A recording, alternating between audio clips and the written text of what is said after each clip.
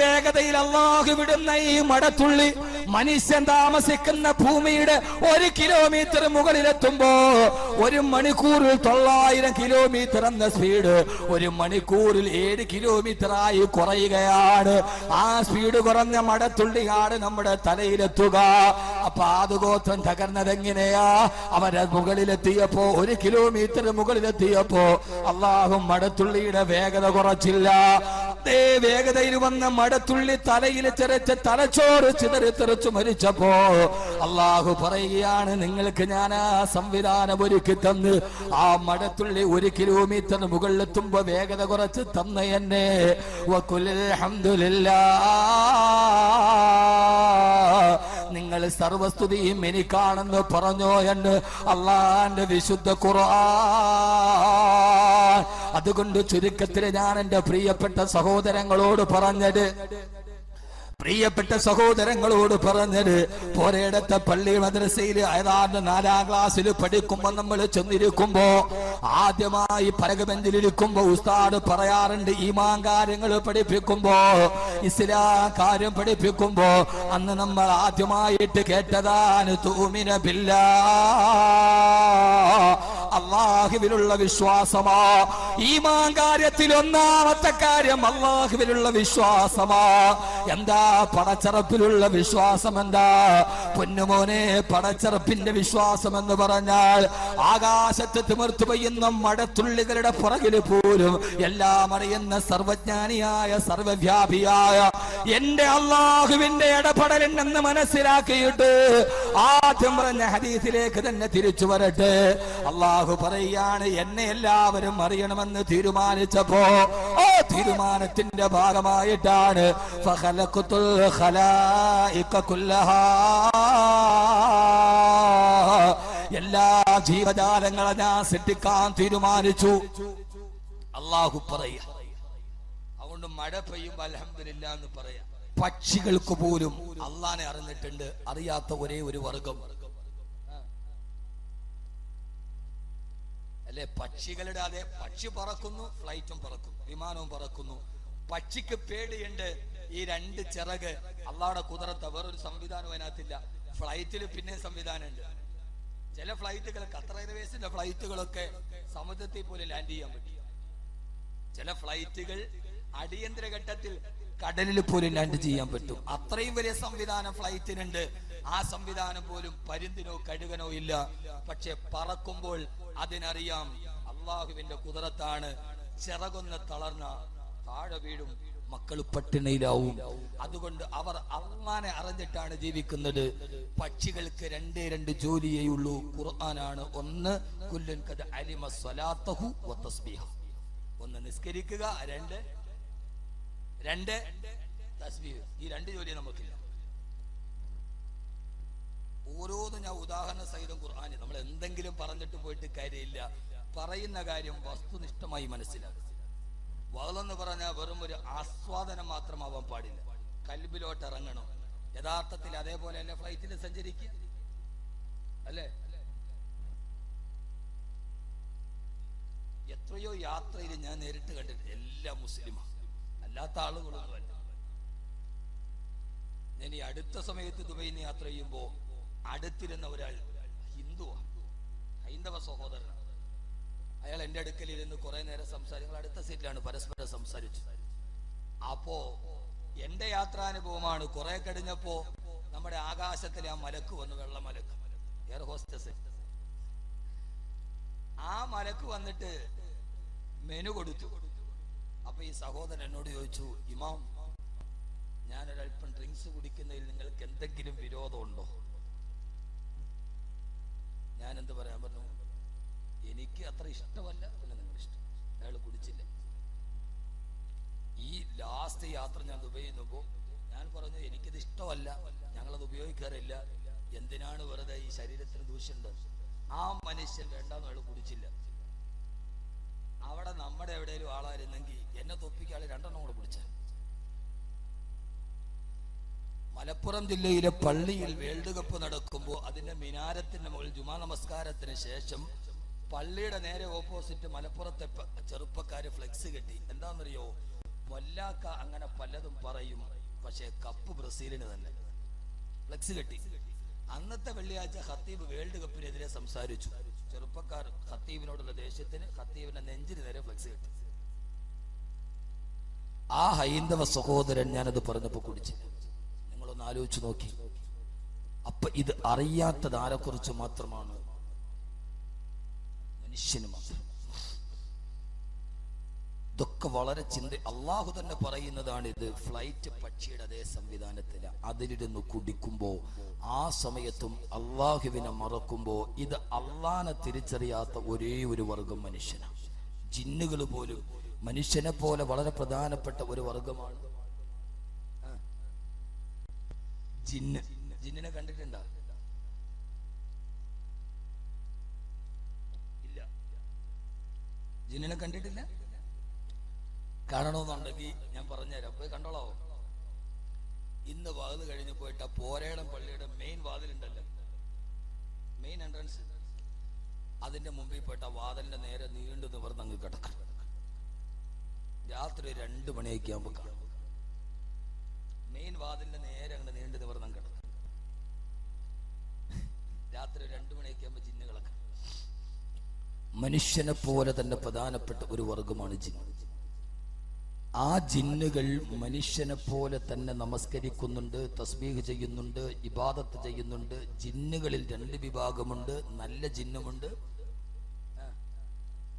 മോശം ജിന്നുമുണ്ട്. മനുഷ്യരിൽ തന്നെ നല്ല ആളുകളും തമ്മാടികളും ഉള്ളതുപോലെ ജിന്നുകളിൽ നല്ല ജിന്നുമുണ്ട്, മോശമായ ജിന്നുകളുമുണ്ട്. ഈ മോശമായ ജിന്നുകളെയാണ് ഈ പലപ്പോഴും ചാത്തന്മാരെന്നൊക്കെ പേരിൽ സേവ നടത്തുന്ന ആളുകൾ മോശമായ ജിന്നുകളെ കുറിച്ചിട്ടാണ് ഇത് പറയുക. അതൊക്കെ വേറെ വലിയ വിഷയം. ആ വിഷയത്തിലേക്ക് നമുക്ക് തൽക്കാലം നടക്കണ്ട. പെണ്ണുങ്ങൾ സമാധാനമായിട്ട് ഉറങ്ങിക്കോട്ടെ രാത്രി. ആ ജിന്നുകളിൽ പ്രധാനപ്പെട്ട ഭാഗം അവരും അല്ലാഹുവിനെ കൃത്യമായിട്ട് അറിഞ്ഞവരാ. ആദരവായ പ്രവാചകൻ നബി മുഹമ്മദ് മുസ്തഫ, ഹബീബായ നബി മുഹമ്മദ് മുസ്തഫ സല്ലല്ലാഹു അലൈഹി വസല്ലമ ഒരു ദിവസം അല്ലാഹുവിന്റെ പ്രവാചകൻ സല്ലല്ലാഹു അലൈഹി വസല്ലമ അല്ലാഹുവിന്റെ റസൂലിന്റെ സഹാബത്തിന് വിശുദ്ധമായ ഖുർആൻ പഠിപ്പിച്ചു കൊടുക്കവേ സൂറത്തുർ റഹ്മാനാണ് പഠിപ്പിക്കുന്നത്. അർ-റഹ്മാനു അല്ലമൽ ഖുർആൻ ഖലഖൽ ഇൻസാന അല്ലമഹുൽ ബയാൻ. വിശുദ്ധമായ സൂറത്ത് റഹ്മാൻ പഠിപ്പിച്ചു കൊണ്ടിരിക്കവേ ഓരോ ആയത്തുകൾ എത്തിയപ്പോഴും അല്ലാഹുവിന്റെ റസൂലോടാൻ തുടങ്ങി. ഫബിഅയ്യി ആലാഇ റബ്ബികുമാ തുകദ്ദിബാൻ മറദൽ ബഹ്റൈനി യൽതഖിയാൻ ബൈനഹുമാ ബർസഖുൻ ലാ യബ്ഗിയാൻ ഫബിഅയ്യി ആലാഇ റബ്ബികുമാ തുകദ്ദിബാൻ. ആയത്തുകൾ ഓതിക്കൊണ്ടിരിക്കവേ അല്ലാഹുവിന്റെ റസൂൽ ചോദിച്ചു, സഹാബാ ഇത്രയേറെ ആയത്തുകൾ ഓതിയിട്ട്, അല്ലാഹുവിന്റെ അനുഗ്രഹത്തെ കുറിച്ചുള്ള ആയത്തുകൾ ഓതിയിട്ട് എന്തേ നിങ്ങൾ സുജൂദ് ചെയ്യുന്നില്ല? ഞാൻ ഈ ഓതുന്ന ഖുർആൻ കേട്ടുകൊണ്ട് നിങ്ങളെ പോലെ തന്നെ ജിന്നുകളുമുണ്ട്. ആ ജിന്നുകളെല്ലാം സുജൂദിൽ കിടന്ന് പൊട്ടിക്കരയുകയാ. നിങ്ങൾ മാത്രം എന്തേ സുജൂദ് ചെയ്യില്ലെന്ന് ഹബീബായ നബി മുഹമ്മദ് മുസ്തഫ സല്ലല്ലാഹു അലൈഹി വസല്ലമ. അല്ലാഹുവിന്റെ റസൂൽ ഖുർആൻ ഓതുന്നത് കേൾക്കാൻ എത്ര പതിനായിരക്കണക്കിന് ജിന്നുകളാണ് വന്നത്. ഇന്നും ഹജ്ജിന് വേണ്ടി പോകുമ്പോ മക്കയുടെ മറുഭാഗത്തൊരു പള്ളിയുണ്ട്. ആ പള്ളിയുടെ പേര് തന്നെ മസ്ജിദുൽ ജിന്ന് എന്നാണ്. ആ പള്ളിയുടെ പേര് തന്നെ ജിന്നിന്റെ പള്ളി. അവിടെയാണ് അല്ലാഹുവിന്റെ റസൂലും ജിന്നുകൾക്ക് ഖുർആൻ പഠിപ്പിച്ചു കൊടുത്തത്. ഹബീബായ നബിയുടെ ഖുർആൻ കേൾക്കാൻ, ആ ഖുർആൻ കേട്ടിട്ട് പൊട്ടിക്കരയാണ്. അല്ലാഹുവിന്റെ കലാം കേട്ടിട്ട് പൊട്ടിക്കരയാൻ എത്രയോ ജിന്നുകളാണ് വന്നത്. മലക്കുകൾക്ക് പോലെ ജിന്നുകൾക്ക് പോലെ ഈ പറവകളെ പോലെ എല്ലാം അല്ലാഹുവിനെ സ്തുതിക്കുമ്പോ, എല്ലാം പടച്ചറപ്പിന്റെ മുമ്പിൽ പൊട്ടിക്കരയുമ്പോ അല്ലാഹു ചോദിക്കുകയാണ്, മനുഷ്യ, എല്ലാം അറിയുന്ന മനുഷ്യ, ഞാൻ പടച്ച മനുഷ്യ, ഞാൻ ബഹുമാനിച്ച മനുഷ്യ, എല്ലാം തന്ന മനുഷ്യ, നീ മാത്രം എന്തേ പടച്ചറപ്പിനെ തിരിച്ചറിയുന്നില്ല. അള്ളാഹു പറയുന്നുണ്ട്, വമാ ഖലഖതുൽ ജിന്ന വൽ ഇൻസ ഇല്ലാ ലിയഅ്ബുദൂൻ. ഈ മനുഷ്യനെയും ജിന്നുകളെയും ഞാൻ സൃഷ്ടിച്ചത് എനിക്ക് ഇബാദത്ത് ചെയ്യാൻ വേണ്ടി മാത്രമാ. ഇബാദത്തല്ലാതെ മറ്റൊരു ലക്ഷ്യമില്ല. അള്ളാഹനെ അറിയലല്ലാതെ ലക്ഷ്യമില്ല. അള്ളാഹ് പറയുകയാണ്, മാ ഉരീദു മിൻഹും മിൻ റിസ്ഖിൻ വമാ ഉരീദു അൻ യുത്ഇമൂൻ. ഒരു വാപ്പ കട്ടപ്പെട്ട് മക്കളെ വളർത്തുന്നത് എന്തിനാ? രാവിലെ മുതൽ വൈകുന്നേരം, അല്ലെങ്കിൽ വൈകുന്നേരം പോരേടം ചന്തയിൽ വന്നിട്ട് മീൻ വെക്കുന്ന പാവപ്പെട്ട മത്സ്യത്തൊഴിലാളി, ആ പാവപ്പെട്ടവൻ മീൻ വിൽക്കുന്നത് എന്തിനു വേണ്ടിയാ? രാവിലെ മുതൽ വൈകുന്നേരം വരെ പള്ളിക്കലോ പുരയിടത്തുള്ള ക്രഷറിൽ പോയി പാറക്കല്ലുകളോട് കണ്ടുമുട്ടുന്ന പ്രിയപ്പെട്ട പിതാവ് മക്കളെ വളർത്തുന്നത് എന്തിനാ? വാർദ്ധക്യകാലത്ത് താനൊന്ന് കിടക്കുമ്പോ തന്റെ മക്കളുടെ കയ്യിൽ നിന്ന് ഒരു തുള്ളി വെള്ളം വാങ്ങിച്ചു കൊടുക്കാൻ, നാളെ തന്റെ മക്കളുടെ കയ്യിൽ നിന്ന് ഒരു തുള്ളി വെള്ളം വാങ്ങിച്ചു കൊടുക്കാമെന്ന ലക്ഷ്യത്തോടെയാണ് ഒരു വാപ്പ മക്കളെ പോലും വളർത്തുന്നതെങ്കിൽ അള്ളാഹു പറയുക, നിനക്ക് ഭക്ഷണം തരുന്ന, നിനക്ക് ആയുസ് തന്ന, നിനക്ക് മക്കളെ തന്ന, നിനക്ക് സൗന്ദര്യം തന്ന, നിനക്ക് കൈ തന്ന, നിനക്ക് കാല് തന്ന, നിനക്ക് മസ്തിഷ്കം തന്ന, നിനക്ക് ബുദ്ധി തന്ന, നിനക്ക് കച്ചവടം തന്ന, എല്ലാ അനുഗ്രഹങ്ങളും വാരിക്കോരി തന്ന ഞാൻ, മാ ഉരീദു മിൻഹും മിൻ റിസ്ഖിൻ വമാ ഉരീദു അൻ യുത്ഇമൂൻ. ഞാൻ നിങ്ങളിൽ നിന്ന് ഒരു പിടി ഭക്ഷണം പോലും നിങ്ങളോട് ഞാൻ ചോദിച്ചിട്ടില്ല മനുഷ്യ. ഞാൻ നിങ്ങളോട് ചോദിച്ചത് ഇബാദത്ത് മാത്രമാ, എന്നെ അറിഞ്ഞ് ജീവിക്കൽ മാത്രമാണെന്ന് അള്ളാന്റെ വിശുദ്ധ ഖുർആൻ. അതുകൊണ്ട് എന്റെ പ്രിയപ്പെട്ട സഹോദരങ്ങളോടും എന്റെ വിഷയത്തിന്റെ ഭാഗമായി അള്ളാഹുവിനെ അറിയുക, പടച്ച റബ്ബിനെ അറിയുക. അല്ലാഹു സുബ്ഹാനഹു വ തആല അവനാരാ? അവൻ നമ്മളോട് ചോദിച്ചതെന്താ? അവൻ നമ്മിൽ നിന്ന് ആവശ്യപ്പെട്ടതെന്താ? അവനോടുള്ള നമ്മുടെ ബന്ധം എങ്ങനെയാ? അള്ളാഹു നമുക്കത് അറിയാൻ, അത് ജീവിതത്തിൽ പകർത്താൻ അള്ളാഹു തൗഫീഖ് നൽകി അനുഗ്രഹിക്കുമാറാകട്ടെ. അള്ളാഹു തൗഫീഖ് നൽകി അനുഗ്രഹിക്കുമാറാകട്ടെ. അള്ളാഹുവിനെ അറിയേണ്ടതിന്റെ പ്രധാനപ്പെട്ട ഭാഗം, നമ്മുടെ എല്ലാവരുടെയും പ്രധാനപ്പെട്ട ഒരു വിശ്വാസമുണ്ട്. നമ്മൾ ഈമാൻ കാര്യം പറയുമ്പോ അള്ളാഹിനെ കുറിച്ച് അറിയാൻ നമ്മൾ പറയുക, അൻതു ഉമ്മിന ബില്ലാഹ് വ മലായികതിഹി വ കുതുബിഹി വ റുസുലിഹി വൽ യൗമിൽ ആഖിരി. അത് പറഞ്ഞു, വൽ ഖദരി ഖൈരിഹി വ ശർരിഹി മിനല്ലാഹി തആല. അള്ളാഹുവിൽ വിശ്വസിക്കുക, മലക്കുകളിൽ വിശ്വസിക്കുക, കിതാബുകളിൽ വിശ്വസിക്കുക, ഖിയാമത്ത് നാളിൽ വിശ്വസിക്കുക, അവസാനം വൽ ഖദരി ഖൈരിഹി വ ശർരിഹി മിനല്ലാഹി തആല. നന്മയാകട്ടെ തിന്മയാകട്ടെ അത് മുഴുവനും അള്ളാഹുവാണ് എനിക്കത് ജീവിതത്തിൽ നിശ്ചയിച്ചത് എന്ന ബോധം നമ്മുടെ ജീവിതത്തിൽ ഉണ്ടാവുക. വൽ ഖദരി ഖൈരിഹി വ ശർരിഹി മിനല്ലാഹി തആല. എല്ലാരും പഠിക്കുന്ന ഒരു പാഠവാ നമ്മുടെ ജീവിതത്തിൽ വരുന്ന നന്മ, നമുക്കുണ്ടാകുന്ന ക്ഷേമം, നമുക്കുണ്ടാകുന്ന ക്ഷാമം, നമ്മുടെ ആരോഗ്യം, നമ്മുടെ രോഗം, നമ്മുടെ സമ്പത്ത്, നമ്മുടെ ദാരിദ്ര്യം, നമ്മുടെ സങ്കടം, നമ്മുടെ സന്തോഷം, നമ്മുടെ സുഖം, നമ്മുടെ ദുഃഖം, ഇതെല്ലാം എനിക്ക് സുഖം തന്നതും എൻ്റെ റബ്ബ എനിക്ക് ദുഃഖം തന്നതും. ഞാൻ പറയുന്ന വിഷയം നമ്മുടെ ജീവിതത്തിന്റെ സമാധാനത്തിന്റെ ഏറ്റവും പ്രധാനപ്പെട്ട ഒരു ഭാഗമാണ്. വേറൊരു വിഷയം ഞാൻ പറയാം, എൻ്റെ വിഷയത്തിലേക്ക് കടക്കാൻ. ഞാൻ ഇന്ന് പറയുന്ന വിഷയം നമ്മുടെ മനസ്സിന്റെ സമാധാനത്തിന്, എന്നെ കേൾക്കുന്ന എൻ്റെ പ്രിയപ്പെട്ട ചെറുപ്പക്കാരുടെ, സഹോദരങ്ങളുടെ, സഹോദരിമാരുടെ മനസ്സിന്റെ ഒരു സമാധാനം. അല്ലാഹുവേ, നീ അറിയാതെ ഒരു കരിയില പോലും എൻ്റെ ജീവിതത്തിൽ എൻ്റെ തലയിൽ വന്ന് വീഴില്ല. ഈ കാണുന്ന റബ്ബർ മരത്തിൽ നിന്ന്, ഈ കാണുന്ന പ്ലാവിൽ നിന്ന് ഒരു ഇല താഴോട്ട് വീണാൽ പോലും അതറിയുന്നതാരാ? പറ, ഉറക്കെ പറ. അല്ലാഹുവാണ് എന്ന ഒരു ചിന്ത നമ്മുടെ ഹൃദയത്തിലോട്ട് ഇറങ്ങുമ്പോഴേ നമ്മുടെ ജീവിതത്തിന് സമാധാനമുള്ളൂ. ഇല്ലെങ്കിൽ എന്നും അസ്വസ്ഥതയായിരിക്കും. നമ്മുടെ ജീവിതത്തിൽ എന്തു വന്നാലും, ഏത് പ്രശ്നം വന്നാലും, ഏത് പ്രയാസം വന്നാലും, സന്തോഷം വന്നാലും, സങ്കടം വന്നാലും, അത് ആരിലേക്കാ? ആരിലേക്കാ? ഇതാണ് അള്ളാഹനെ അറിയുക എന്നുള്ള പ്രധാനപ്പെട്ട വിഷയം. ഇത് ഖുർആനിൽ നിന്ന് നമുക്ക് പഠിക്കാം. ഒരു സൂറത്ത് നമ്മൾ 2 മണിക്കൂർ കേട്ടിട്ട് പോകുമ്പോൾ നമ്മുടെ ചിന്തയിൽ എന്തെങ്കിലും പഠിക്കണം. ഞാൻ പറയുന്ന ഖുർആൻ മാത്രമാണ്, വേറെ ഒരു വിഷയം ഞാൻ കൈകാര്യം ചെയ്യുന്നില്ല. നമ്മുടെ ജീവിതത്തിൽ സുഖവും ഉണ്ടാവും. എന്താ കാട്ടുമുശ്ശേരി എന്തായിരിക്കുന്നത്? പിന്നെന്തുണ്ടാവും? ദുഃഖം ഉണ്ടാവും. ഒരു കയറ്റവും ഉണ്ടാവും, ഒരു ഇറക്കം ഉണ്ടാവും. ചിലപ്പോ നമ്മുടെ ജീവിതത്തിന്റെ തുടക്കം ഭയങ്കര സന്തോഷം, അവസാനം ഞാൻ ഖുർആനിൽ ഒരു കഥ പറയാം. ഖുർആൻ ആ സൂറത്ത് തുടങ്ങുന്നത് തന്നെ ഇങ്ങനെയാണ്. രാവിലെ ഒരു വീട്, ഖുർആന്റെ കാലിയോഗ്രഫി അങ്ങനെ. ആ വീട്ടിൽ രാവിലെ എല്ലാവരും ഉറക്കമുണർന്നു.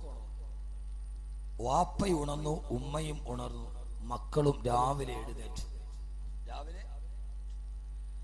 എഴുന്നേറ്റ ഉടനെ വാപ്പയുടെ അടുക്കലേക്ക് വാപ്പയുടെ പ്രിയപ്പെട്ട മകൻ ഓടി വന്നു. ശ്രദ്ധിക്കുന്നുണ്ടോ?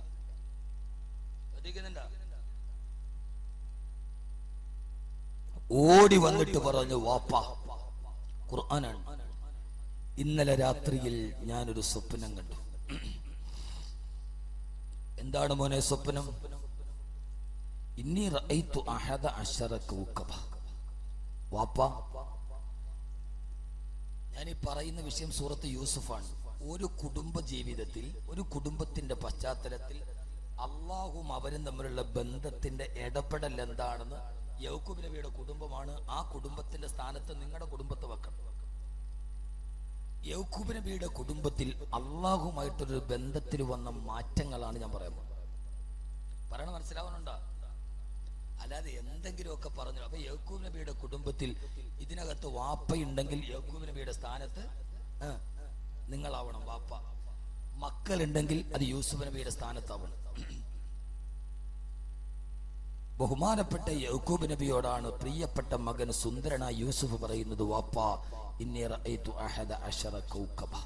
ഇന്നലെ രാത്രിയിൽ 11 നക്ഷത്രങ്ങളെ ഞാൻ സ്വപ്നം കണ്ടു. വശംസ വൽ ഖമറ, സൂര്യനെയും ചന്ദ്രനെയും ഞാൻ കണ്ടു. വാപ്പ, റഅയ്തുഹും ലി സാജിദീൻ, അവ എൻ്റെ മുമ്പിൽ സുജൂദ് ചെയ്യുകയാണ്. നിങ്ങളൊന്ന് ആലോചിച്ചു നോക്ക്, നമ്മൾ ഏറ്റവും പ്രതീക്ഷയോടെ വളർത്തുന്ന നമ്മുടെ മകൻ രാവിലെ വന്നിട്ട്, ഉപ്പ, ഞാൻ ഇന്നലെ ഒരു സ്വപ്നം കണ്ടു, ഉമ്മ, ഞാൻ ഇന്നലെ ഒരു സ്വപ്നം കണ്ടു, ആ സ്വപ്നം നല്ല സ്വപ്നമെന്ന് പറയുമ്പോൾ നമ്മുടെ ഹൃദയത്തിന്റെ ഉള്ളിലുണ്ടാകുന്ന ഒരു സന്തോഷം. അള്ളാഹു നമ്മുടെ മക്കളെ കൊണ്ട് നമുക്ക് സന്തോഷിക്കാൻ അള്ളാഹു തൗഫീക്ക് നൽകട്ടെ. ആമീൻ പറ ഉറക്കെ. അള്ളാഹു നമ്മുടെ മക്കളെ കൊണ്ട് നമുക്ക് സന്തോഷിക്കാൻ അള്ളാഹു തൗഫീക്ക് നൽകട്ടെ. നമ്മുടെ മക്കളെ കൊണ്ട് ദുഃഖിക്കുന്ന ഒരവസ്ഥയും അള്ളാഹു നമ്മളിൽ ആർക്കും വരുത്താതിരിക്കട്ടെ. ആ വാപ്പയുടെ മനസ്സിന്റെ സന്തോഷം എത്രയാ. എന്റെ മോൻ, അവന്റെ മുമ്പിൽ സൂര്യനും ചന്ദ്രനും സുജൂദ് ചെയ്യാ. വാപ്പ മോനോട് പറഞ്ഞു, മോനെ, ലാ തഖ്സസ് റുഇയാക അലാ ഇഖ്വതിക ഫയകീദു ലക കൈദ. സൂറത്ത് യൂസുഫ്. മോനെ, നീ ഈ കണ്ട സ്വപ്നത്തിന്റെ കാര്യം നിന്റെ സഹോദരങ്ങളോട് പറയണ്ട, അവർക്ക് ചിലപ്പോ നിന്നോട് വൈരാഗ്യം തോന്നിയേക്കാം. പശ്ചാത്തലം വീണു. ആ വാപ്പ് ഭയങ്കര സന്തോഷത്തില എൻ്റെ മോൻ. അതാണ് നമ്മുടെ ജീവിതത്തിന്റെ സന്തോഷ കാലഘട്ടം. അള്ളാഹു നിലനിർത്തി തരട്ടെ, അള്ളാഹു നിലനിർത്തി തരട്ടെ. ഉറക്കെ ഇവിടെ നിന്നാ നമ്മുടെ വിഷയം കടന്നു പോവുക. ആ സമയത്ത് വാപ്പ പറഞ്ഞു, മോനെ, നിന്റെ സഹോദരങ്ങളോട് ഈ വിഷയം നീ പറയാൻ പാടില്ല. പറഞ്ഞില്ല. കുറെ കഴിഞ്ഞു, സഹോദരങ്ങൾ എങ്ങനെ അറിഞ്ഞു. ആ വാപ്പയെയും മോനെയും നിങ്ങൾ പഠിക്കണം. ഈ ചരിത്രത്തിൽ നേരെ പഠിക്കാനുണ്ട്. നാളെ നമുക്ക് ഇതിന്റെ ബാക്കി പറയാം. ആ സമയത്ത് അവര് രണ്ടുപേരും, ആ വാപ്പയും ആ മകനും, അവര് തമ്മിൽ ഒരു വലിയ ബന്ധമുണ്ട്. ആ ബന്ധമേരാ ഇസ്ലാമിന്റെ പാതയിലൂടെ യാക്കൂബ് നബി തന്റെ മകനായ യൂസുഫിനെ വളർത്തിയിട്ടുണ്ട്. ചെറുപ്പകാലത്തിൽ തന്നെ തന്റെ വീടിന്റെ ഉള്ളിൽ അള്ളാഹിനെ കുറിച്ച് പഠിപ്പിച്ചിട്ടുണ്ട്. ഉറപ്പാ. അത് നമുക്ക് പിന്നീട് ഒരു സംഭവം വരുമ്പോ ഞാൻ പറയാം. അവസാനം സഹോദരങ്ങളെ വിവരമറിഞ്ഞു. എല്ലാവർക്കും അറിയാം. ഞാൻ പൂർണ്ണമായ ചരിത്രത്തിലോട്ട് കടക്കുന്നില്ല. അവരെയും വിളിച്ചുകൊണ്ട്, യൂസുഫിനെ വിളിച്ചുകൊണ്ട് കാട്ടിൽ പോയി. അവിടെ പോയി യൂസുഫിനെ അവരുടെ അടുത്ത് കിണറ്റിലിടാൻ തീരുമാനിച്ചു. അല്ലേ? അങ്ങനല്ലേ കഥ? അല്ലാഹു പറയുകയാണ്, പൊന്നുമകനെ വഹമലൂഹു വൽഖൂഹു ഫീ ഗയാബത്തിൽ ജുബ്ബ്, അള്ളാഹു പറയുകയാ, സന്തോഷത്തിന്റെ എല്ലാവിധ കാലഘട്ടത്തിലൂടെ യാക്കൂബ് നബി നടന്ന് അവസാനം തന്നെ മകന് വരാനിരിക്കുന്ന ഏറ്റവും വലിയ ഭാവിയൊത്തിട്ട് ആ ഉപ്പ സന്തോഷത്തോടെ ഇരിക്കുമ്പോ, അള്ളാഹുവേ എന്റെ പൊന്നുമോ വളർന്നു വരുമ്പോ നാളെ ഒരു വലിയ സാഹചര്യവും പ്രശസ്തിയും തന്നെ തേടിയെത്തുമെന്ന് യാക്കൂബ് നബിക്കറിയാം. ആ സന്തോഷത്തിൽ എങ്ങനെ ഇരിക്കുമ്പോഴാ സഹോദരങ്ങൾ വന്നിട്ട് ബഹുമാനപ്പെട്ട യൂസുഫെ വിളിച്ചുകൊണ്ട് നായാട്ടിന് പോകുന്നത്. പാതിരാ സമയത്ത് വനാന്തരത്തിന്റെ നടുവിലൂടെ കൊണ്ടുപോവുകയാ. ആ സമയത്ത് സഹോദരങ്ങൾ പറഞ്ഞു, യൂസുഫിനെ നമുക്ക് കൊന്നുകൊള്ളാമെന്ന് പറയുമ്പോ സ്നേഹമുള്ള മൂത്തചേട്ടൻ പറയുകയാ, വേണ്ട വേണ്ട, ഈ യൂസുഫിനെ നമുക്ക് കിണറ്റിലേക്കിടാം. എന്റെ പ്രിയപ്പെട്ട സഹോദര സഹോദരി, 9 വയസ്സ് പ്രായമാണ് യൂസുഫിന്. 9 വയസ്സ് പ്രായമായ യൂസുഫ് അലൈഹിസ്സലാത്തു വസ്സലാമിന് അന്നൊരു പ്രവാചകനല്ല, നുബൂവത്തിന്റെ ബാലപാഠം പോലും പഠിച്ചിട്ടില്ല. ആരാരും കടന്നു വരാത്ത വിശാലമായ കാട്ടിലൂടെ കൊണ്ടുപോവുകയാ. 9 സഹോദരങ്ങൾ കൂടി 9 വയസ്സുള്ള പ്രിയപ്പെട്ട യൂസുഫിനെ കിണറ്റിലേക്ക് ഇടാൻ പോകുമ്പോ ആരാരും കടന്നു വരാത്ത വിശാലമായ വിജനമായ കൊടുങ്കാട്, ആ കാട്ടിന്റെ നടുവിൽ വിശാലമായ പൊട്ടക്കിണറ്റിന്റെ മുമ്പിലേക്ക് മകനായ 9 വയസ്സുകാരനായ യൂസുഫിനെ എടുത്തു വെക്കുകയാ. ആ യൂസുഫിനെ എടുത്തു വെക്കുമ്പോ 9 വയസ്സുകാരനായ യൂസുഫ് നോക്കുമ്പോ താഴേടാ പൊട്ടക്കിണറ്റിലെ സർപ്പങ്ങൾ മുഴുവനും തലവിടത്തിയാടുകയാ. സഹോദരങ്ങളെങ്ങാനും കൈവിളുന്നയച്ചാ യൂസുഫ് പൊട്ടക്കിണറ്റിലാ. അവിടുത്തെ പാമ്പുകളും തേളുകളും കടിച്ചു തിന്നാ കാത്തു നിൽക്കുകയാ. എന്റെ പ്രിയപ്പെട്ട ചെറുപ്പക്കാരാ, ആ കുടുംബത്തിന്റെ കഥ അല്ലാഹു പറഞ്ഞത് ഏതാണ്ട് 60ഓളം ആയത്തുകളിൽ ഒരു കുടുംബത്തിന്റെ കഥ പറഞ്ഞത്. അത് വെറുതെ കഥ രസിക്കാനല്ല. ഈ പോരിടത്ത് കെട്ടപ്പെട്ടിട്ടും മക്കളെ വളർത്തുന്ന, ഭാര്യയെ സ്നേഹിക്കുന്ന ഒരു കുടുംബത്തിന്റെ ഉള്ളിൽ പ്രതീക്ഷയോടെ മക്കളെ വളർത്തുന്ന ഇരിക്കും നിങ്ങൾക്കും ഒരു വലിയ ഗുണപാഠം പറയാനാ. 9 വയസ്സുള്ള യൂസുഫിനെ ഓത്ത് കൊതിക്കാനാ. താഴോട്ട് നോക്കിയാൽ പൊട്ടക്കിണറാ, വിളിച്ചാൽ ഒരാളെ പോലും സഹായിക്കാനില്ലാത്ത കൊടുങ്കാടാ. സഹോദരങ്ങളൊന്ന് വിരളയച്ചാ 9 വയസ്സുകാരൻ യൂസുഫ് കിണറ്റിലേക്ക് പോവുകയാ. ആ സമയത്ത് യൂസുഫിനെ പഠിപ്പിച്ചു കൊടുത്തു. യാക്കൂബ് നബി ഒരു പാഠം പഠിപ്പിച്ചിട്ടുണ്ട്, വാപ്പ പഠിപ്പിച്ചിട്ടുണ്ട്. ആ സമയത്തെല്ലാം രക്ഷ ആരുടെ മുമ്പിലാ? പടച്ചിറപ്പിന്റെ മുമ്പിലാ. ആരാരും സഹായിക്കാനില്ലാത്ത പ്രതിസന്ധിയുടെ ഘട്ടത്തിൽ രക്ഷിക്കാൻ കഴിയുന്ന ഒരേ ഒരു രക്ഷിതാവ് റബ്ബാ എന്ന് വാപ്പ 9 വയസ്സുകാരനായ മോനെ പഠിപ്പിച്ചു വിട്ടിട്ടുണ്ട്. ആ പൊന്നുമോൻ പൊട്ടക്കിണറ്റില് സഹോദരങ്ങളൊന്ന് വിരളമത്തിയാ, അവരൊന്ന് വിരളം നയച്ചാല് കിണറ്റിലേക്കാ. ആ സമയത്ത് ആകാശത്തേക്ക് വിരളുയർത്തിയിട്ട് കണ്ണുയർത്തിയിട്ട് 9 വയസ്സുകാരനായ യൂസുഫ് വിളിക്കുകയാണ്, യാ വാദിദ കുല്ല മൗജൂദ്, യാ വാദിദ കുല്ല മൗജൂദ്. അല്ലാഹുവേ, ഉടമസ്ഥനെ തമ്പുരാനെ, ഗതികെട്ട് വിളിച്ചാൽ ആ വിളിക്കും മറുപടി കൊടുക്കുന്നവനെ തമ്പുരാനെ, ഞാനിതാ പൊട്ടക്കിണറ്റിലേക്ക് എന്റെ സഹോദരങ്ങൾ എന്നെ എറിയാ പോവുകയാ. നീ അല്ലാതെ എനിക്ക് മറ്റാരുമില്ല അല്ലാ, നീ അല്ലാതെ എനിക്കൊരു താങ്ങില്ല അല്ലാ. ആരോ പറയുന്നതാരാ? 9 വയസ്സുകാരനായ യൂസുഫ. എന്നെ കേൾക്കാനെത്തിയ പോരോടത്ത് പ്രിയപ്പെട്ട പിതാക്കന്മാര്, മാതാക്കന്മാരെ, കൊതിച്ചുകൊള്ളുക. 9ാമത്തെ വയസ്സിൽ ഒരാരുമില്ലാത്ത കാടിന്റെ നടുവിൽ അള്ളാഹുവിനെ വിളിക്കുന്നൊരു പൊന്നുമോനെ നമുക്ക് കിട്ടുവോ? എന്റെ മകനും 9 വയസ്സ് പ്രായമാ. നിങ്ങളുടെ മക്കളും ആ പ്രായം കഴിഞ്ഞവരുണ്ട്, കഴിയാത്തവരുണ്ട്. ഒരു പ്രതിസന്ധി ഘട്ടത്തിൽ അള്ളാഹുവിനെ വിളിക്കാവുന്ന പാകത്തിൽ നമ്മുടെ മക്കളെ വളർത്താൻ നമുക്ക് കഴിഞ്ഞിട്ടുണ്ടോ? ഞാൻ എന്റെ നഫ്സിനോട് തന്നെ ആദ്യം പറയുകയാ, പൊന്നുമോന് യൂസുഫ് വിളിക്കുകയാണ്, അല്ലാഹുവേ അല്ലാഹുവേ അല്ലാഹുവേ, നീ അല്ലാതെ എനിക്കൊരു തുണയില്ല റബ്ബേ. 9 വയസ്സുകാരനായ പൊന്നുമോന്റെ കണ്ണുനീരണിഞ്ഞപ്പോ അല്ലാഹു പറഞ്ഞു, ജിബ്രീലേ പറന്നിറങ്ങുക, യൂസുഫിനെ സംരക്ഷിക്കുക. ജിബ്രീൽ അലൈഹിസ്സലാത്തു വസ്സലാം അർശിന്റെ മുകളിൽ നിന്ന് താഴോട്ട് പറന്നിറങ്ങി. അതേ സമയത്ത് തന്നെ സഹോദരങ്ങളെ കൈയച്ചിട്ട് യൂസുഫിനെ കിണറ്റിലേക്ക് ഇട്ടു. ഇനി പിന്നീട് ജിബ്രീൽ പറയട്ടെ, ജിബ്രീൽ അലൈഹിസ്സലാത്തു വസ്സലാം പറയുകയാ, ഓ സമയത്ത് കിണറിന്റെ മുകളിൽ നിന്ന് കുഞ്ഞിനെ ആളുകൾ താഴേക്കിട്ടു. അറശിന്റെ മുകളിൽ നിന്ന് ഞാനും ഭൂമിയിലേക്ക് പറന്നിറങ്ങി. പക്ഷേ കിണറ്റിന്റെ അടിത്തട്ടിൽ ആദ്യം എത്തിയത് ഞാനാണെന്ന് മലക്ക് ജിബ്രീൽ അലൈഹിസ്സലാത്തു വസ്സലാം താഴെ വന്ന ജിബ്രീൽ യൂസുഫിനെ കയ്യിൽ താങ്ങിയെടുത്തു. ഫജലസ്തു അല സഹറ, എന്നിട്ടൊരു പാറക്കെട്ടിന്റെ മുകളിലേക്ക് ഇരുന്നു. പേടിക്കണ്ട യൂസുഫേ, പേടിക്കണ്ട യൂസുഫേ, പേടിക്കണ്ട യൂസുഫേ. എന്റെ പ്രിയപ്പെട്ട സഹോദരങ്ങളെ, 9ാമത്തെ വയസ്സിൽ പോലും അള്ളാന്റെ ദർബാറിൽ നിന്ന് ജിബ്രീലിനെ വിളിച്ചിറക്കാൻ അള്ളാഹുവാണ് വലുത്.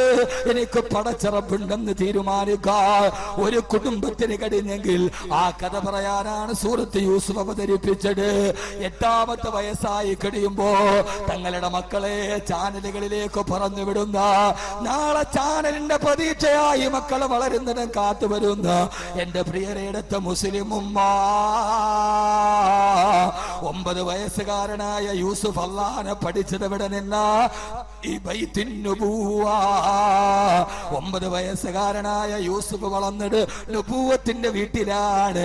ആ വീടാണ് ദാറു യഅ്ഖൂബ്. 9 വയസ്സുകാരനായ മോൻ ആ സമയത്ത് അള്ളാനെ വിളിക്കണമെന്ന് പഠിപ്പിച്ച പാഠശാല ഏതാ? പറ, ഏതാ പാഠശാല? ഏതാ? ദാറുൻ നുബുവ, നുബുവത്തിന്റെ വീട്. ആ വീട് യക്കൂബ് നബിയുടെ വീട്. അപ്പൊ അള്ളാനെ അറിയുക എന്ന വിഷയത്തിന്റെ പ്രഥമ പാഠശാല നമ്മുടെ വീടായി മാറും. നമ്മുടെ വീട്ടിൽ അള്ളാനെ നമ്മൾ പഠിപ്പിക്കുന്നോ ഇല്ലയോ എന്നാണ് നമ്മുടെ പ്രഥമ ചർച്ച. അള്ളാഹു നമുക്ക് ചിന്തിക്കാനുള്ള ബോധം നൽകട്ടെ. ഈ പച്ച പരിഷ്കാരത്തിന്റെ ഓട്ടപ്പാച്ചിലിന്റെ ഇടയിൽ നമ്മുടെ മക്കളെ എന്തൊക്കെയോ ആക്കാനുള്ള ഒരു ആഗ്രഹത്തിന്റെ ഇടയിൽ നമ്മുടെ മക്കളെ അള്ളാനെ കുറിച്ച് പഠിപ്പിക്കാനും ഖുർആൻ പഠിപ്പിക്കാനും നമുക്ക് സമയമുണ്ടായില്ല എന്നതാണ് പ്രധാനപ്പെട്ട ഒരു ദുര്യോഗം. നിങ്ങൾക്ക് മനസ്സിലാകുന്നുണ്ടാ? ഉണ്ടാ? അതുകൊണ്ട് ഇനിയെങ്കിലും ഉണർന്ന് പ്രവർത്തിച്ചില്ലേ നിങ്ങളുടെ മക്കൾ നിങ്ങൾക്ക് നഷ്ടപ്പെടും. ഇത് വാപ്പ വെള്ളം അടിക്കും, മോൻ അച്ചാറ് തൊട്ട് കൊടുക്കും. വാപ്പാക്ക് അച്ചാറ് നാക്കി തൊട്ട് കൊടുക്കണത് വാപ്പായും മോനും കൂടെ ഒന്നിച്ച് കള്ളു കുടിക്കുന്ന സുഖം. എനിക്കറിയാം, അറിയാവുന്നതാണ്, വല്ലതും അറിയാത്തതല്ല. എന്താണ് ആ സമൂഹത്തിന്റെ അവസ്ഥ? ഞാൻ വേറെ ഒരു സയൻസോ ടെക്നോളജിയോ ലോകാവസാനം ഒന്നും പറയുന്നില്ല. നമ്മുടെ മക്കള് ഓരോ ആണിനോടും ഓരോ പെണ്ണിനോടും നമ്മുടെ വീട്ടിൽ അള്ളാനെ കുറിച്ചുള്ള ബോധം 9ാമത്തെ വയസ്സിൽ യൂസുഫിന് പഠിപ്പിച്ചു കൊടുത്തെങ്കിൽ അതിന്റെ സമ്പത്തിന്റെ കാലഘട്ടത്തിൽ നിന്ന് പിന്നീട് ദുഃഖത്തിന്റെ കാലത്തേക്ക് പോകും. നമ്മളോ നമ്മുടെ ജീവിതത്തിൽ നമുക്ക് ഏറ്റവും വലിയ ഫിത്നയുടെ കാലഘട്ടമായത്. നമ്മൾ ഏറ്റവും വലിയ പരീക്ഷണത്തിന്റെ കാലഘട്ടത്തിലാണ്. അള്ളാഹു നമ്മളെ കാക്കട്ടെ. ഏറ്റവും വലിയ പരീക്ഷണം ഏതാ? ഒരു മനുഷ്യന്റെ ജീവിതത്തിൽ ഏറ്റവും വലിയ പരീക്ഷണം ഏതാ? ക്യാൻസർ ആണോ? ക്യാൻസർ ആണോ? ഹാർട്ട് അറ്റാക്ക് ആണോ? മാറാ രോഗമാണോ? നമ്മൾ പറയല്ലേ അവൻ അള്ളാഹുടെ വലിയ പരീക്ഷണോ? എന്താ കാര്യം? അവന് ഭയങ്കര കടവാണോ വലിയ പരീക്ഷണം? നമ്മൾ പറയും അവക്ക് അള്ളാഹുടെ വലിയ പരീക്ഷണമാ. എന്താ കാരണം? അവക്ക് ഭയങ്കര രോഗമാ, വീട്ടിൽ എല്ലാവർക്കും രോഗം. ഒരു ഹദീസ് ഞാൻ പറഞ്ഞുതരാം, ഇങ്ങോട്ട് നോക്ക്. ഒരു കുടുംബത്തിലെ ഏറ്റവും വലിയ പരീക്ഷണം ആ കുടുംബത്തിൽ കടം വരലല്ല, ആ കുടുംബത്തിൽ മാറാ രോഗം വരലല്ല, ആ കുടുംബത്തിൽ മറ്റൊരു പ്രശ്നം ഉണ്ടാവലാണ്. പറഞ്ഞുതരട്ടെ, ഇതെന്തിട്ട് മനുഷ്യന്മാരെ എങ്ങനെ ഇരിക്കണേ? നമ്മുടെ കുടുംബത്തിലെ ഏറ്റവും വലിയ പരീക്ഷണം എന്താന്ന് പറഞ്ഞുതരട്ടെ? പറഞ്ഞെന്നാ മാറ്റാവോ? സ്ത്രീകള് നന്നായിട്ട് കേൾക്കണം.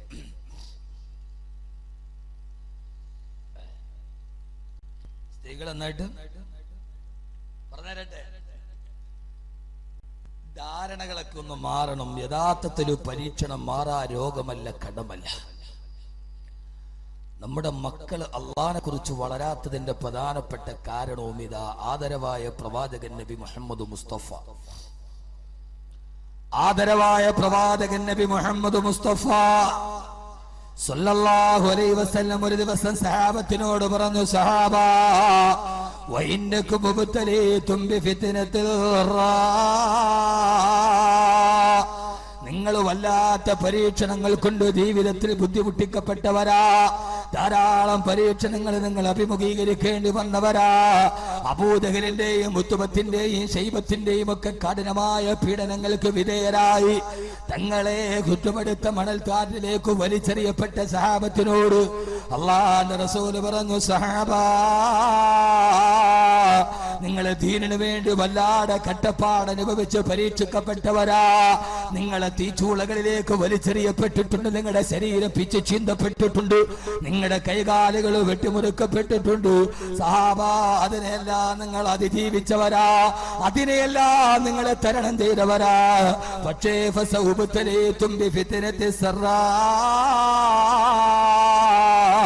ഇനി സൗഭാഗ്യം കൊണ്ട് നിങ്ങളെ പരീക്ഷിക്കപ്പെടുന്ന കാലം വരും സഹാബാ. ആരാ പറയുന്നത്? അല്ലാഹുവിന്റെ റസൂലാണ് പറയുന്നത്. സൗഭാഗ്യങ്ങൾ കൊണ്ട് നിങ്ങളെ ജീവിതത്തിൽ പരീക്ഷിക്കപ്പെടും, അതിനെ അതിജയിക്കാൻ നിങ്ങൾക്ക് സാധ്യമല്ല സഹാബാ. ബദറിന്റെ രണാങ്കണത്തിൽ ആയിരങ്ങളെ ജയിച്ചടക്കിയ, 10,000ങ്ങളുടെ മുമ്പിൽ ഒറ്റക്ക് പോരാടിയ, തീക്കുന്തങ്ങളെയും വാരിക്കുന്തങ്ങളെയും പടവാളുകളെയും നേരിട്ടിട്ട് അതിജയിച്ച സഹാബത്തിനോടാണ് പറയുന്നത്, സഹാബാ, ബദറിൽ ജനിച്ച, ഹുനൈനിൽ ജയിച്ച, ഖന്തക്കിൽ ജയിച്ച, അഹ്സാബിൽ ജയിച്ച സഹാബാ, മലകളെ പോലും പർവ്വതങ്ങളോട് ഏറ്റുമുട്ടിയാൽ തകരാത്ത ഹൃദയമുള്ള സഹാബാ, നിങ്ങൾക്കിനി അതിജയിക്കാൻ കഴിയാത്തൊരു പരീക്ഷണം വരുന്നുണ്ട്. അതെന്താണ് നബിയേ? അല്ലാഹുവിന്റെ റസൂൽ പറഞ്ഞു, ഫസൗബതരീതും ബിഫിത്നതി സറാ. നിങ്ങളെല്ലാവരും സൗഭാഗ്യം കൊണ്ട് പരീക്ഷിക്കപ്പെടും സഹാബാ. ഇതിനോട് പറഞ്ഞു, സഹാബാ, വഇന്നകും മുബ്തലീതും ബിഫിത്നതി സറാ. നിങ്ങൾ വല്ലാത്ത പരീക്ഷണങ്ങൾ കൊണ്ട് ജീവിതത്തിൽ ബുദ്ധിമുട്ടിക്കപ്പെട്ടവരാ. ധാരാളം പരീക്ഷണങ്ങൾ നിങ്ങൾ അഭിമുഖീകരിക്കേണ്ടി വന്നവരാ. അബൂജഹലിന്റെയും ഉത്ബത്തിന്റെയും ശൈബത്തിന്റെയും ഒക്കെ കഠിനമായ പീഡനങ്ങൾക്ക് വിധേയരായി തങ്ങളെ കുറ്റപ്പെടുത്ത മണൽക്കാറ്റിലേക്ക് വലിച്ചെറിയപ്പെട്ട സഹാബത്തിനോട് അല്ലാഹുവിന്റെ റസൂൽ പറഞ്ഞു, സഹാബാ, നിങ്ങളെ ദീനിനു വേണ്ടി വല്ലാതെ കട്ടപ്പാട് അനുഭവിച്ച് പരീക്ഷിക്കപ്പെട്ടവരാ. നിങ്ങളെ തീച്ചൂളകളിലേക്ക് വലിച്ചെറിയപ്പെട്ടിട്ടുണ്ട്, നിങ്ങളുടെ ശരീരം പിച്ച് ചീന്തപ്പെട്ടിട്ടുണ്ട്, നിങ്ങളുടെ കൈകാലുകൾ വെട്ടിമുറുക്കപ്പെട്ടിട്ടുണ്ട്. സഹാബാ, അതിനെല്ലാം നിങ്ങൾ അതിജീവിച്ചവരാ, അതിനെയെല്ലാം നിങ്ങളെ തരണം ചെയ്തവരാ. പക്ഷേ ഫസൗബതലീതും ബിഫിത്നതി സറാ. ഇനി സൗഭാഗ്യം കൊണ്ട് നിങ്ങളെ പരീക്ഷിക്കപ്പെടുന്ന കാലം വരും സഹാബാ. ആരാ പറയുന്നത്? അല്ലാഹുവിന്റെ റസൂലാണ് പറയുന്നത്. സൗഭാഗ്യങ്ങൾ കൊണ്ട് നിങ്ങളെ ജീവിതത്തിൽ പരീക്ഷിക്കപ്പെടും, അതിനെ അതിജയിക്കാൻ നിങ്ങൾക്ക് സാധ്യമല്ല സഹാബാ. ബദറിന്റെ രണാങ്കണത്തിൽ ആയിരങ്ങളെ ജയിച്ചടക്കിയ, 10,000ങ്ങളുടെ മുമ്പിൽ ഒറ്റക്ക് പോരാടിയ, തീക്കുന്തങ്ങളെയും വാരിക്കുന്തങ്ങളെയും പടവാളുകളെയും നേരിട്ടിട്ട് അതിജയിച്ച സഹാബത്തിനോടാണ് പറയുന്നത്, സഹാബാ, ബദറിൽ ജനിച്ച, ഹുനൈനിൽ ജയിച്ച, ഖന്തക്കിൽ ജയിച്ച, അഹ്സാബിൽ ജയിച്ച സഹാബാ, മലകളെ പോലും പർവ്വതങ്ങളോട് ഏറ്റുമുട്ടിയാൽ തകരാത്ത ഹൃദയമുള്ള സഹാബാ, നിങ്ങൾക്കിനി അതിജയിക്കാൻ കഴിയാത്തൊരു പരീക്ഷണം വരുന്നുണ്ട്. അതെന്താണ് നബിയേ? അല്ലാഹുവിന്റെ റസൂൽ പറഞ്ഞു, ഫസൗബതരീതും ബിഫിത്നതി സറാ. നിങ്ങളെല്ലാവരും സൗഭാഗ്യം കൊണ്ട് പരീക്ഷിക്കപ്പെടും സഹാബാ. ആ സമയത്ത് സഹാബത്ത് ചോദിച്ചു, നബിയേ, വമാ ഫിത്നതു സറാഇയ റസൂലല്ലാഹ്. സൗഭാഗ്യത്തിന്റെ പരീക്ഷണം എന്താണ് നബിയേ? ഈ കൊരയിടത്തിന്റെ കേൾക്കാൻ എന്റെ പ്രിയപ്പെട്ട സഹോദരിമാരോട് ആരെയും ഞാൻ കുറ്റപ്പെടുത്തി പ്രസംഗിക്കുന്നതല്ല. അല്ലാഹുവിന്റെ റസൂൽ പറഞ്ഞു, സഹാബാ, സമൃദ്ധിയുടെ പരീക്ഷണം എന്തെന്നറിയുമോ? ഇദാ ലബിസൻ നിസാഉ അസാബത്തുൽ യമൻ, ഇദാ ലബിസൻ നിസാഉ അസാബത്തുൽ യമൻ. തിരുദൂതരേ, മാണിക്യപ്പൂവേ, മണിദൂതരേ, മുത്തു മുസ്തഫ, അങ്ങേക്കായി ആയിരം സലാം. 14 നൂറ്റാണ്ടുകൾക്ക് മുമ്പ് മദീന റൗളയുടെ ഭിത്തിയിൽ ചാരിയിരുന്നു കൊണ്ട് വരാനിരിക്കുന്ന ഇന്നത്തെ ഗൾഫ് ലോകത്തിന്റെ ദുഷ്പ്രവണതകൾ തന്റെ 6-ാം ഇന്ദ്രിയം കൊണ്ട് കണ്ടെത്തിയ ലോകത്തിന്റെ തിരുദൂതരെ, മുത്തുനബിയെ തിരുദൂതരെ, അങ്ങേക്കായിരം സലാം. അള്ളാന്റെ റസൂല് പറഞ്ഞു, നിങ്ങളുടെ ഭാര്യമാർ വിദേശത്ത് നിന്നുള്ള വസ്തുക്കള് വല്ലാതെ ഇഷ്ടപ്പെടുന്ന കാലമെത്തിയാൽ, വിദേശ വസ്തുക്കളെ പെണ്ണുങ്ങൾക്ക് ഇഷ്ടം വരുന്ന കാലമെത്തിയാൽ, അതാണ് ഏറ്റവും വലിയ സമൃദ്ധിയുടെ പരീക്ഷണമെന്ന് ഹബീബായ നബി മുഹമ്മദ് മുസ്തഫ. ഇദാ ലബിസൻ നിസാഉ അസാബത്തിൽ യമൻ. യമൻ അന്നത്തെ ഗൾഫാണ്. യമൻ യമൻ എന്ന് പറഞ്ഞാൽ അന്നത്തെ മനസ്സിലാവണണ്ട, ഇത് നബി തങ്ങളുടെ ഹദീസാണ്. നിങ്ങൾ കേട്ടിട്ടില്ലേ? കേട്ടോ? യമൻ എന്ന് പറഞ്ഞാൽ ഇന്നത്തെ സൗദി അറേബ്യ.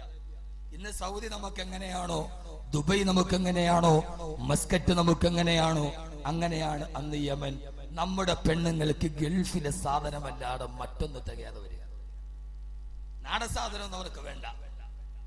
തീർന്നില്ല, ഹദീസ് തീർന്നില്ല. അപ്പൊ ഉസ്താദ്, ഇപ്പൊ പെണ്ണുങ്ങള് ഗൾഫിൽ നിന്ന് സാധനം വേണമെന്ന് പറയുന്നതിൽ എന്താ തെറ്റ്? പക്ഷെ നിനക്കാണെങ്കിലോ ഭർത്താവിനാണെങ്കിലോ അത് വാങ്ങിച്ചു കൊടുക്കാനുള്ള സാമ്പത്തിക ശേഷി, സാമ്പത്തിക ശേഷി അള്ളാനെ അറിയുക എന്നുള്ളതാണ് വിഷയം തന്നെ. ഞാൻ പറഞ്ഞ ചിന്തിക്ക്, നന്നായിട്ട് നോക്ക്. ഭാര്യയ്ക്ക് വിദേശ വസ്തുക്കളോട്, വില കൂടിയ വസ്തുക്കളോട് ഭയങ്കര ഭ്രമം, അതിരട്ട ഭ്രമം. അത് ആഗ്രഹിക്കാൻ പാടില്ല എന്നൊന്നുമല്ല, അതിരട്ട അത്യാഗ്രഹം. ഒരു കല്യാണത്തിന് പോകണമെങ്കിൽ ഇന്നെടുത്തത് നാളെ അവള്. നമ്മുടെയൊക്കെ നാട്ടിൽ അങ്ങനെയൊക്കെ ആയിട്ടുണ്ട്. യഥാർത്ഥത്തിൽ ഭർത്താവിന് ഇത് വാങ്ങിച്ചു കൊടുക്കാനുള്ള സാമ്പത്തിക ശേഷി ഇല്ല. എന്നാൽ ഭാര്യയെ തൃപ്തിപ്പെടുത്താൻ, അവന് സ്വൈര്യമായി ജീവിക്കാൻ ഇത് ചെയ്തേ. അപ്പോൾ അവൻ അല്ലാഹുവിന്റെ പ്രവാചകൻ നബി മുഹമ്മദ് മുസ്തഫ, ആദരവായ പ്രവാചകൻ നബി മുഹമ്മദ് മുസ്തഫ സല്ലല്ലാഹു അലൈഹി വസല്ലമ പറയുകയാ, തന്റെ ഭാര്യയെ തൃപ്തിപ്പെടുത്താൻ വേണ്ടി, അവളുടെ ആഗ്രഹത്തിനു വേണ്ടി അവൻ അല്ലാഹുവിന് ഇഷ്ടപ്പെടാത്തത് പ്രവർത്തിക്കപ്പെടാൻ നിർബന്ധിതനാവുക. അവൻ ആ സമയത്ത് അല്ലാഹനെ മറക്കുക. അവൻ പടച്ച റബ്ബിനെ തൽക്കാലത്തിലേക്ക് മറക്കേണ്ടി വരിക. ഭാര്യയുടെ ആഗ്രഹം പൂർത്തീകരിക്കാൻ വേണ്ടി അവൻ ഹറാം ചെയ്യുകയാ. അവൻ അറബിയെ പറ്റിക്കാൻ തീരുമാനിക്കുകയാ.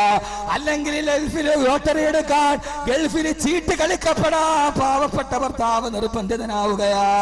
അവൻ അല്ലാഹനെ മറക്കാൻ നിർബന്ധിതനാകുമ്പോ ആ ഒരവസ്ഥ, സാഹചര്യം സംജാതമാകലാണ് നിങ്ങൾക്ക് അതിജയിക്കാൻ കഴിയാത്ത പ്രതിസന്ധി എന്ന് ആദരവായ പ്രവാചകൻ നബി മുഹമ്മദ് മുസ്തഫ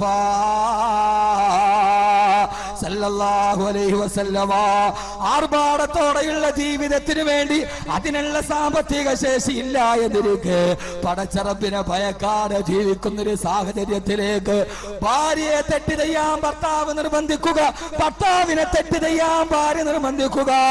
ആ ഒരു സാഹചര്യം വീടുകളിലേക്ക് സംജാതമായി. ആ സാഹചര്യത്തിൽ മക്കൾ പോലും അല്ലാഹനെ പഠിപ്പിക്കാൻ സമയമില്ലാതെ ജീവിക്കുമ്പോ അത് നിന്റെ ജീവിതത്തിൽ ഏറ്റവും വലിയ പ്രതിസന്ധിയാണ്. അല്ലാഹനെ അറിയാത്ത കുടുംബം, പടച്ച റബ്ബിനെ അറിയാത്ത കുടുംബം, ആ കുടുംബത്തിന്റെ അവസ്ഥയിലേക്ക് മാറുമ്പോ ആർഭാടത്തിനു വേണ്ടി കല്യാണത്തിന് 10,000-ന്റെ സാരി അണിയാൽ അല്ലാഹ് ഇഷ്ടപ്പെടാത്തത് ചെയ്യാൻ തീരുമാനിക്കുന്ന ഒരു സാഹചര്യത്തിലേക്ക് കുടുംബങ്ങൾ മാറുമ്പോ കുടുംബത്തിൽ നിന്ന് അല്ലാഹനെ മാറ്റപ്പെടുക. എന്തിനാ? ഒരു തുച്ഛലാഭത്തിന് വേണ്ടി.